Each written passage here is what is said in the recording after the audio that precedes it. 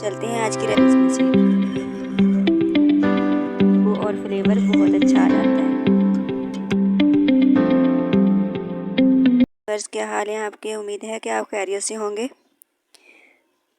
آپ دیکھ رہے ہیں اسٹار کچن، اور اسٹار کچن کی طرف سے آپ سب کو خوش آمدید۔ ریسپی کی طرف آج ہم بنانے جا رہے ہیں پشاوری کھیر، وہ بھی بہت کم دودھ میں۔ اس کے لیے ہم نے آدھا کلو دودھ لیا ہے۔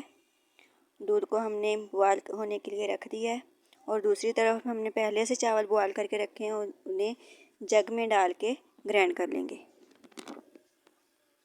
ہمارا اچھے طریقے سے بوائل ہو گیا ہے، گرم ہو گیا ہے۔ اب ہم اس میں ڈال دیں گے چاول۔ 1 کپ چاول بوائل کر کے ہم نے اچھے طریقے سے انہیں گرینڈ کر لیا تھا۔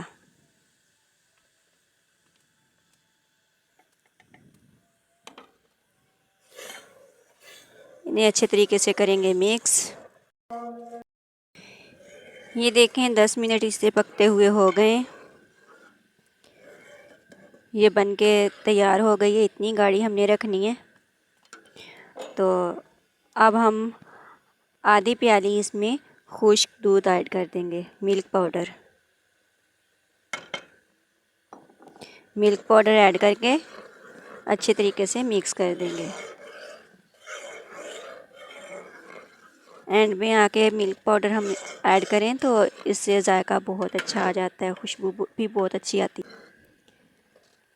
اور چینی آپ اس میں ایڈ کر سکتے ہیں اپنی ضرورت کے مطابق، جتنی آپ چینی پسند کرتے ہیں، زیادہ کم جتنی بھی آپ چاہیں۔ چلتے ہیں فائنل لک کی طرف۔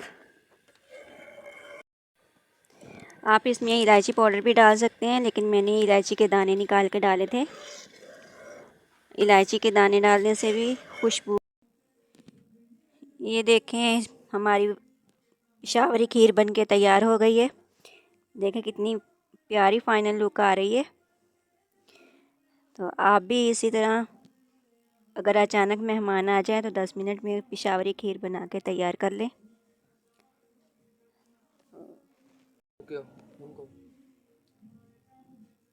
اسی دوران اگر آپ ہمارے چینل پہ نئے ہیں تو ہمارے چینل کو سبسکرائب کریں، بیل آئیکن کے بٹن کو دبا دیں، ہماری ویڈیو کو لائک اور شیئر کر دیں۔ تو یہ دیکھیں ہماری کھیر کتنی اچھی بن کے ریڈی ہوئی ہے۔